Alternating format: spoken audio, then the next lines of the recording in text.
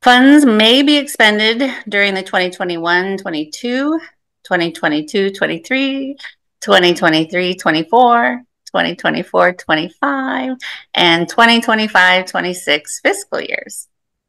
LEAs that do not meet these requirements may need to return funds.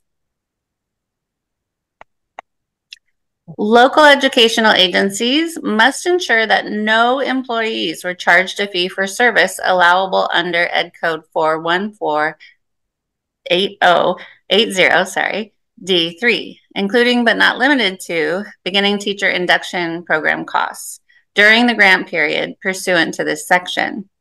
Per AB 181, fiscal year 2022 to 23 through 2025 to 26, LEAs may not charge employees for EEF services such as induction.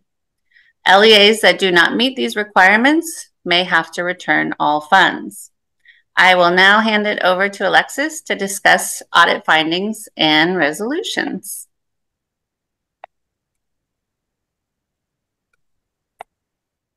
Hello, everyone. If one of the EEF conditions of apportionment is not met, then this may result in an audit finding and potentially the return of funds. LEAs will have an opportunity to appeal the audit finding to the Education Audit Appeals Panel. Information on the audit resolution process is available on the CDE webpage at https://www.cde.gov/FG/AU/AG/resolution.asp. If needed, please contact our office for more details on the audit findings and resolution process. Right. An annual data and expenditure report is due each year on or before September 30th. The CDE is asking for annual reporting as a response to requests for detailed information in the legislative report, to justify future funding opportunities, and to confirm funding is being appropriately used and tracked at the local level. The third annual data and expenditure report for the EEF is due this year on or before September 30th, 2024. The annual reporting template and online database is now available on the EEF home webpage at https://www.cde.ca.gov/pd/EEF2021.asp. All right. So the reporting template and the online database includes several sections and subsections. Let's take a look at the breakdown of these components.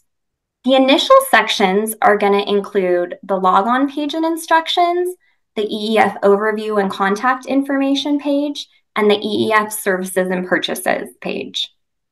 The subsections, which are based directly on the original 11 allowable uses, include coaching and mentoring, standards-aligned instruction, pupil re-engagement and accelerated learning, strategies to improve pupil well-being, practices to promote positive school climate, inclusive practices strategies, English learner programs, new professional learning networks, ethnic studies curricula, early childhood or childhood development, and teacher retention strategies. We'll review all of the initial screens, the logon page and instructions. All right, so now let's take a look at that initial login page. This is an example of what LEAs will see when they select the report database link on the EEF program webpage or on the EEF annual and final expenditures report webpage. Please note, we'll provide all the applicable web pages again at the end of the presentation. LEAs will be asked to select their county and then their LEA name. Next, LEAs will use their unique 6-digit PIN and then we'll select the login button. All right. Next, this illustration is showing us the top of the screen that you'll see on the online database. Please note that it'll always display the LEA name and the county district school code or CDS code will appear at the top of the page. There are also instructions at the top of each page. For this year, the instructions include, please answer all applicable questions on each page. When you go to the next page, the responses on the current page will be automatically saved. If you have the option to select the Save button to save all responses on the current page. At the end of the report, you must select the Submit button to finalize your submission. Please do so. Sometimes people get all the way through the report and they have it saved, but they didn't hit Submit.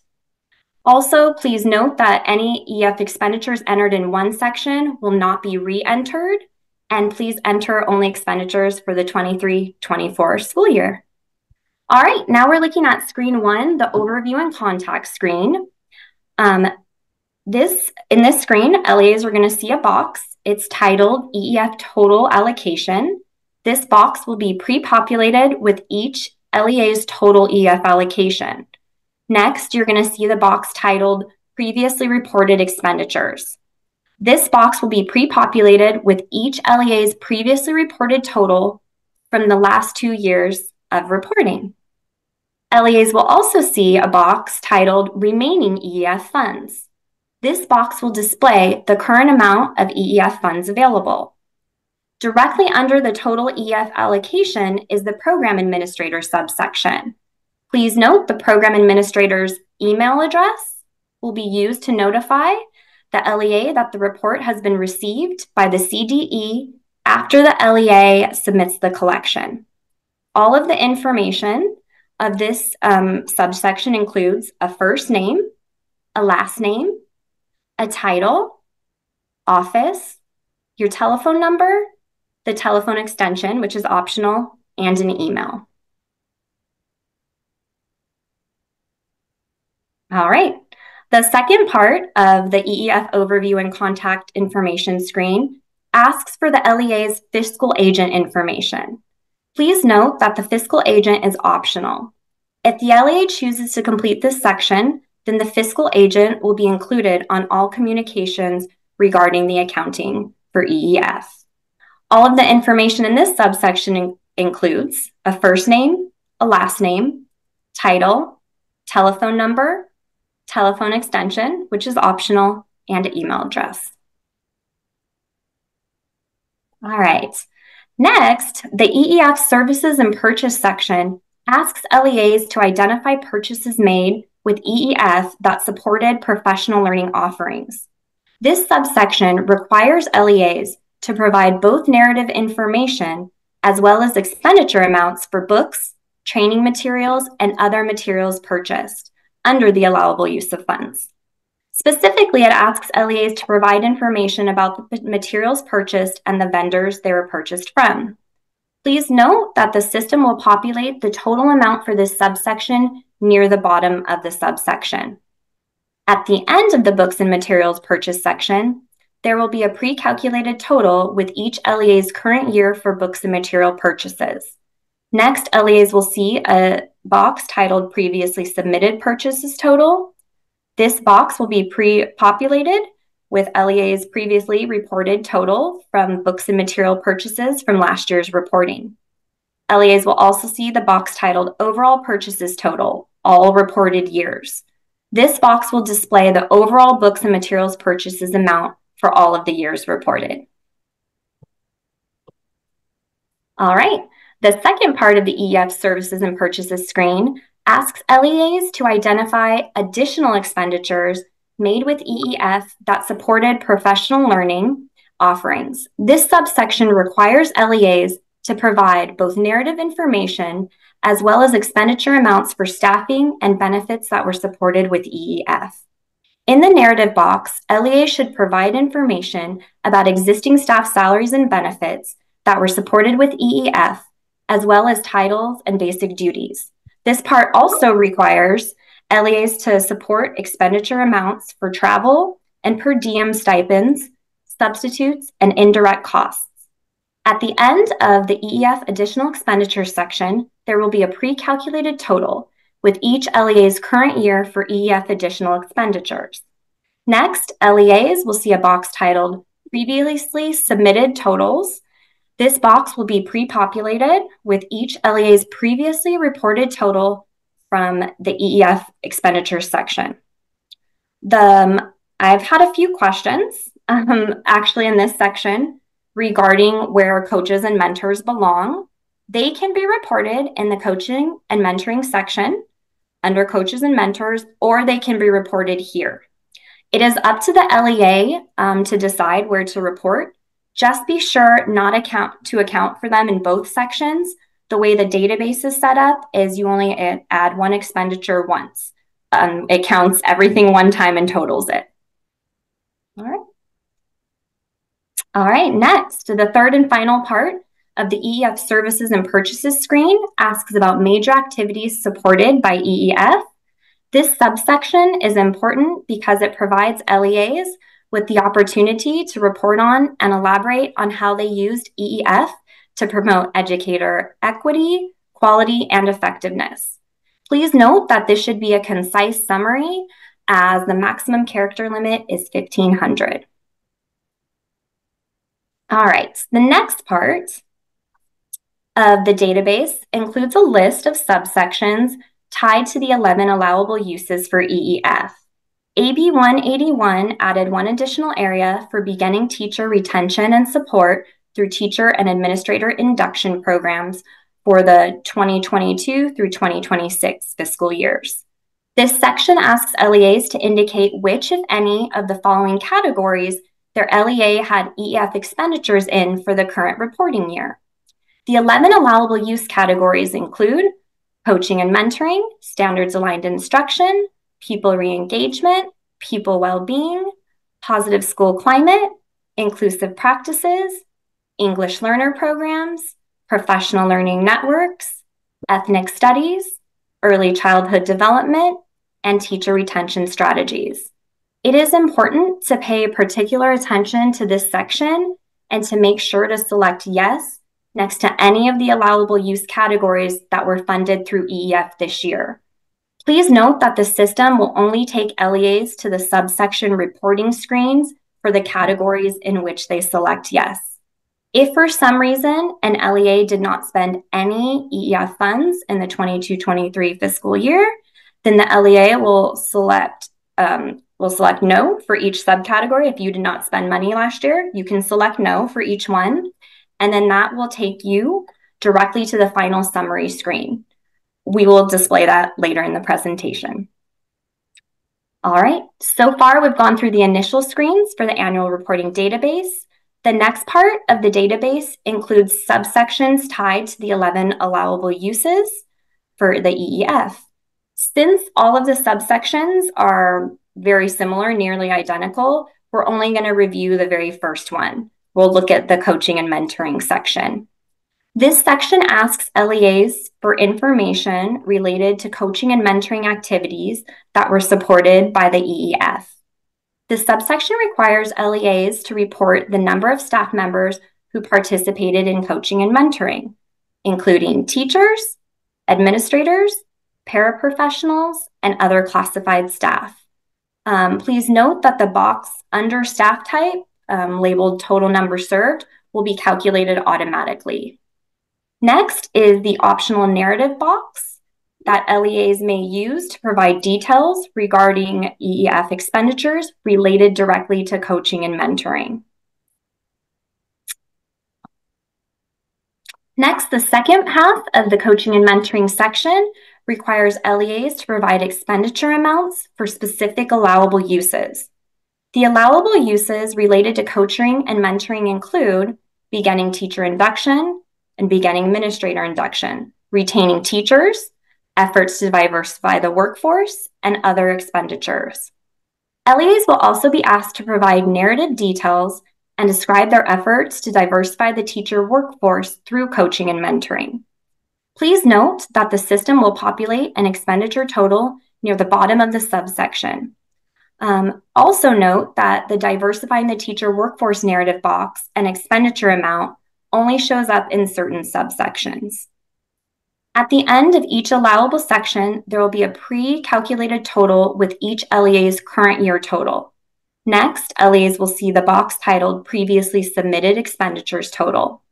This box will be pre-populated with each LEA's previously reported total from the last 2 years reporting.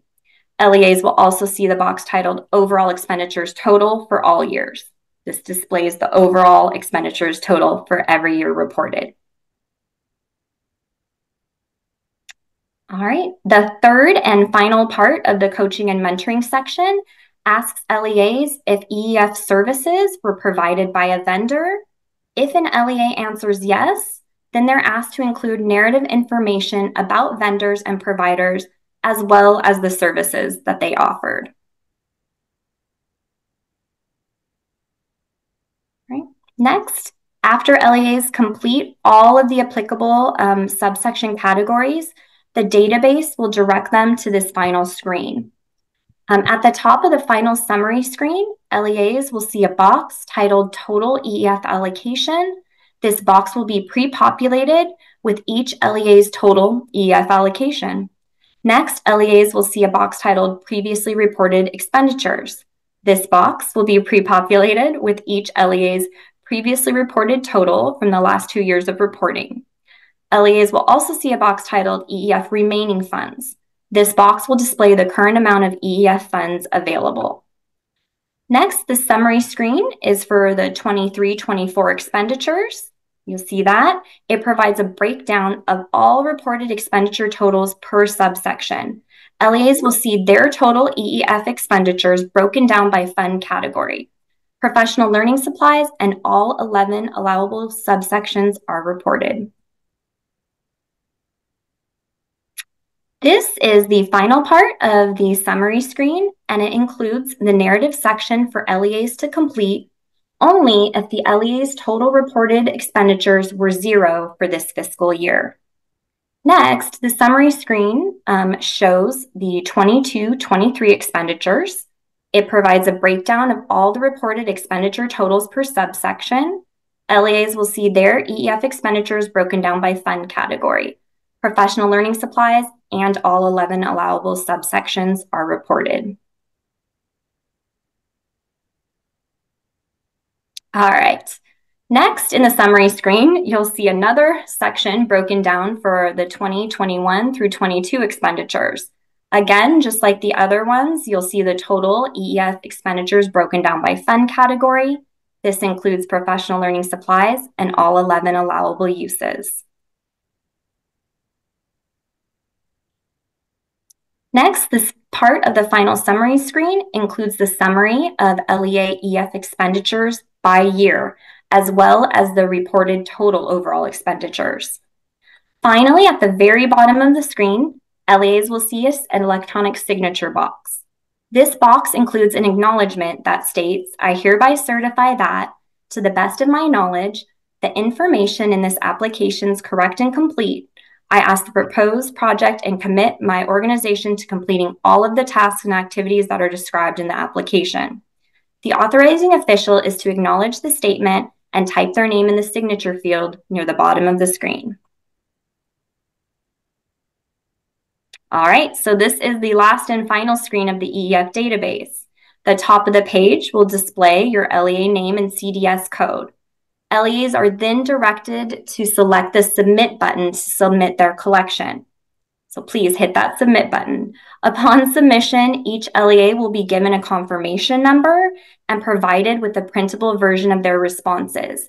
Please print and save a copy of these responses. You're only able to enter the database each year. Each year it stands alone for its entries.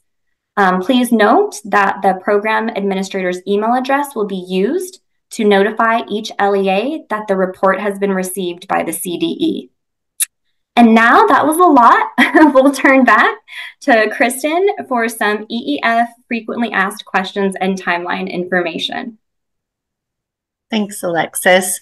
I will say I'm trying to answer questions in the Q&A while Alexis presents and vice versa. There are a lot of questions that we get for this program that are very, very specific to each school site. So the questions and answers that I'm about to go over were some of the most common that we got in the last year or two. I do want to note, and I will put it in the chat, that there are frequently asked questions on the EEF site that I just put in the chat. We encourage you to go there too. And also note that CDE is not able to give out legal advice, and a lot of times we have to check within our own legal and try and get you answers to your questions. The very best place for you to go for your EEF questions is first to your own internal legal department if you can. It's probably the fastest way to get an answer, because oftentimes when you write to us, we also have to get some legal opinions on your answers. So if you can try internally first, I think that is a good way to go. So we'll take a look at one of our most common questions, which is, if an LEA has utilized all of their EEF, can employees be charged for induction? And the answer is no. That AB 181, section 18 that we've discussed previously, added a condition of apportionment. And I think we need the next slide, please.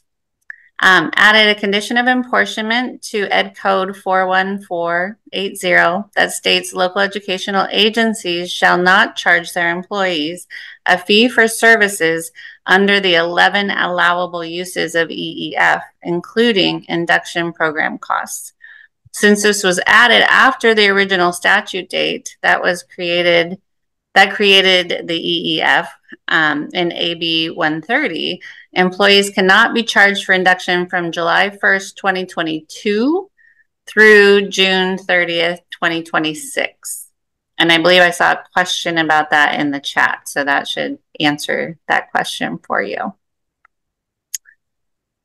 Question 2, if an LEA spent their EEF on professional development included in Ed Code section 41480 other than induction, will employees need to be reimbursed for their induction costs?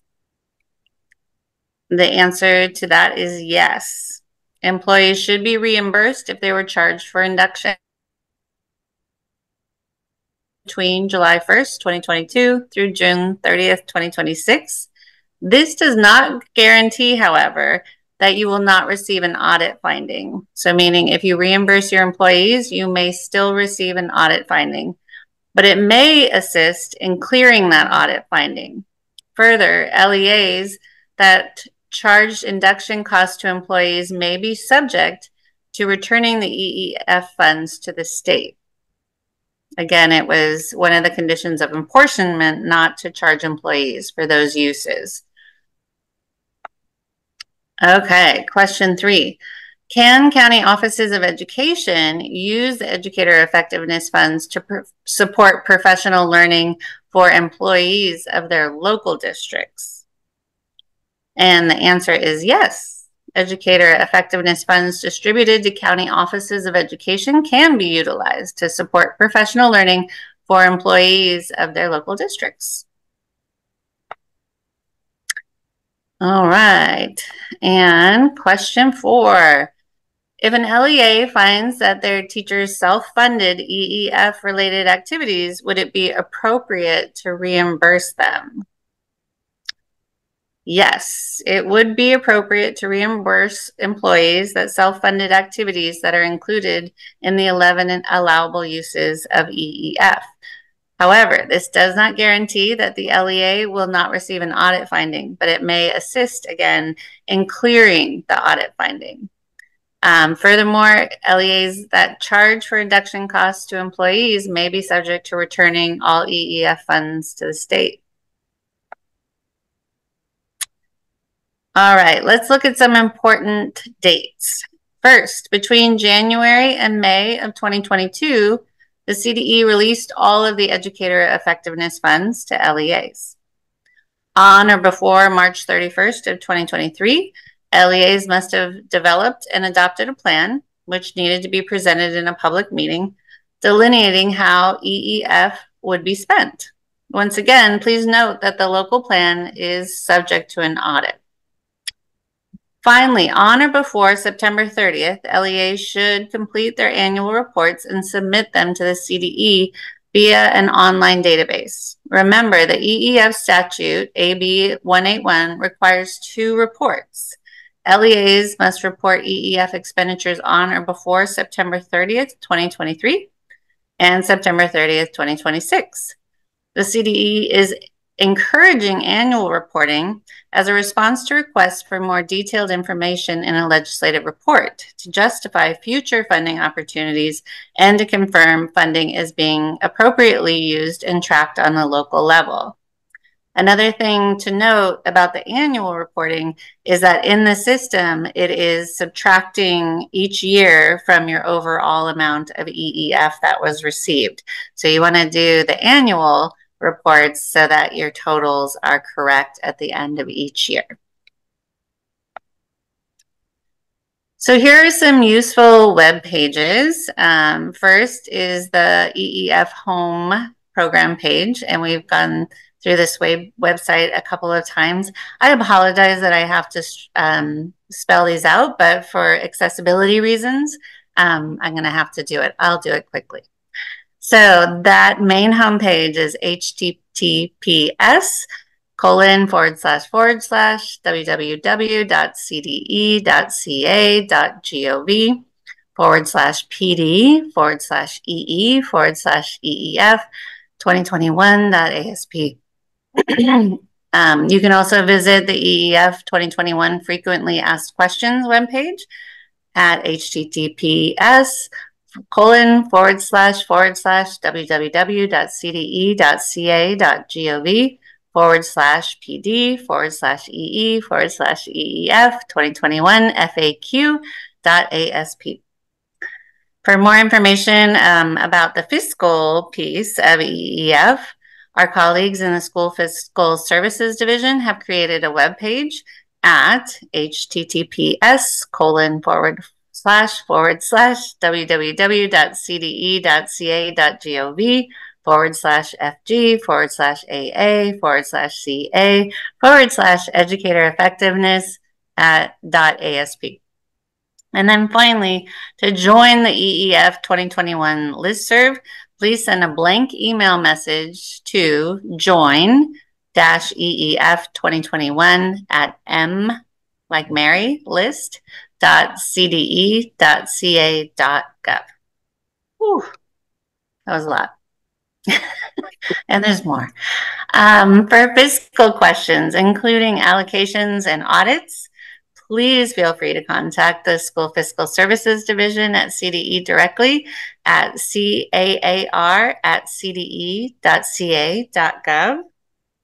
And also, please remember that you can find useful fiscal information on the School Fiscal Services Division webpage at https://www.cde.ca.gov/FG/FA/educator-effectiveness.asp.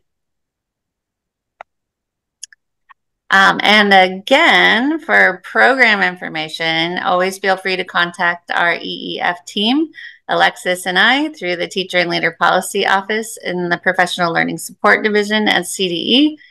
Our number is 445-7331. Or even better, contact us by email, because you often have some really specific questions that take some researching, at EEF2021@cde.ca.gov. Okay, at this time, we will be taking questions from you. We'll go and take a look at our question and answer box and see if there's anything that we haven't been able to answer quickly while we were presenting, or anything that came up that was kind of a common question that maybe was not answered through this presentation, and see what we can find. Now, one of the questions that came up a couple times, and this is a good one we talked about yesterday, is if an LEA already expended all their funds, or if they expended them last year, do they need to do a report? And unfortunately, the answer is yes. Each year, we need you to submit a report. Even if you spent all the funds last year, The good news, it'll be very simple. You'll go in there, you'll click no on all the categories, and then you'll just have to fill in the one box saying you already spent the funds and hit submit. But you'd have to go through, and you'd have to go through that each year through 2026.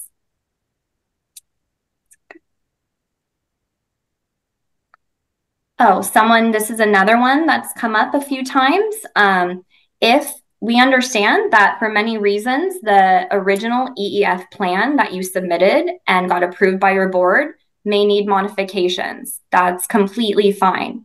What we tell you to do is to make sure to take the new plan that you write, have it presented, and then have it voted on by the board, and to please keep those minutes, keep them for yourself for auditing purposes. But yes, definitely you can change your plan.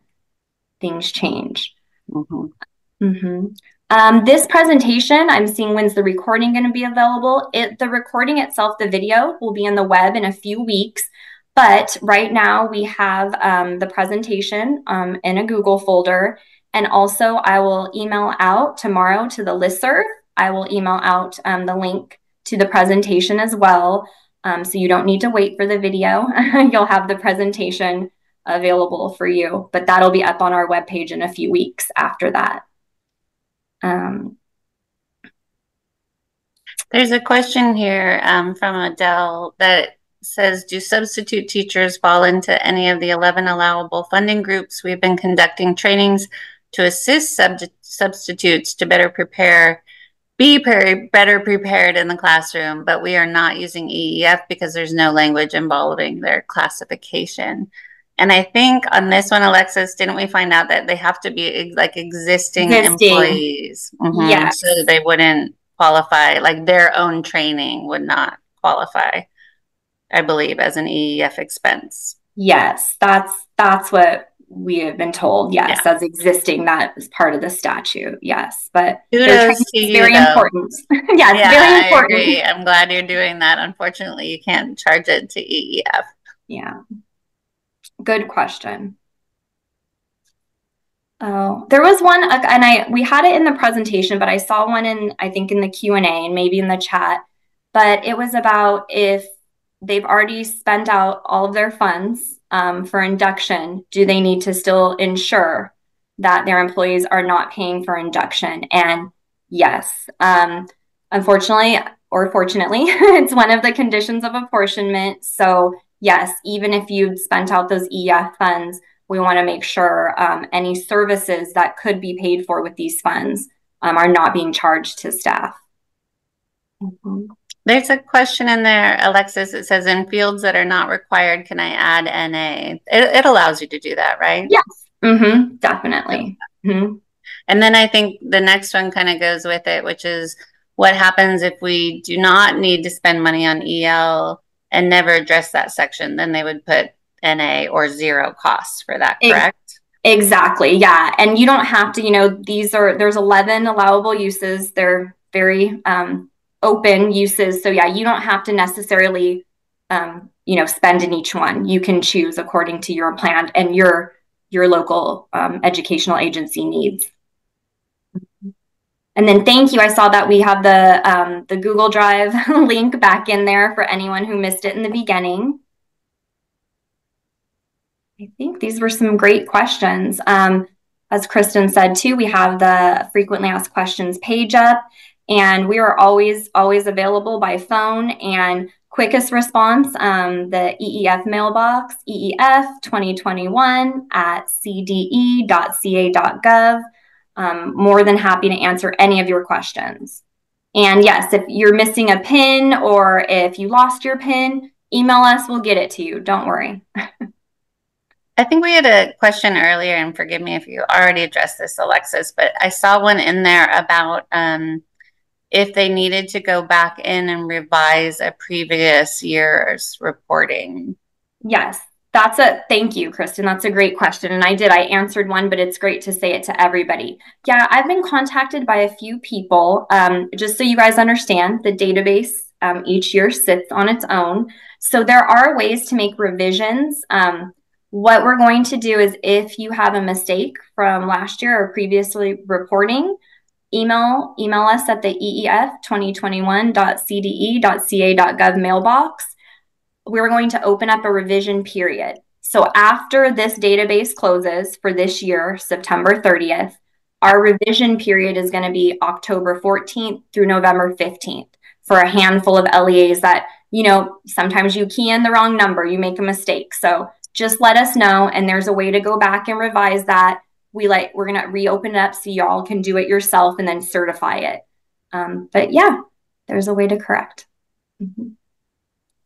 And then I don't believe there's a question in here whether last year we required 2 reports. We did not, correct? It was just the one. We did not. I think maybe where that confusion is the second condition of apportionment requires 2 reporting periods. So what we're doing is we have our yearly reporting we're doing, and that is fulfilling those requirements. So if you did the reporting up to this point, this will be the 3rd year. You've done 2 reports, but no, it's saying those 2 reporting periods. Mm-hmm. Great. So there's some great questions. And it's just a question about induction. So when we're talking about induction, we're talking about when teachers are doing their first couple of years of teaching in the classroom to clear their credential. They go through what used to be called BITSA, but now is the induction process. Yeah. Very good. Well, thank you guys so much for your attendance here today. And we are always here by phone or by email. Please do not hesitate to contact us. Thank you all very much. Thank you. Thank you.